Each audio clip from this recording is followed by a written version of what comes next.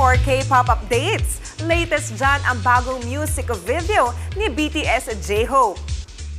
I ain't get me going, might just blow it.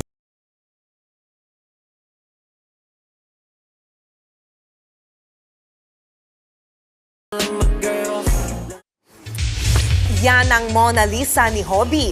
Choreography style ang tema ng video kaya well-flexed ang moves ni J-Hope. May 1.7 million views agad yan in just 8 hours. At eto pa ang bago sa K-pop. Dalawang North Korean defectors ang magde-debut very soon. Yan sina Yuk at Sok ng grupong One Verse. Ngayon pa lang marami na silang fans dahil sa kanilang music covers. Stay tuned muna kung kailan ang kanilang official debut.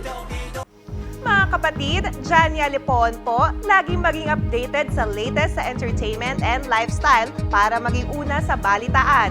Bisitahin at mag-subscribe na sa social media pages ng News 5.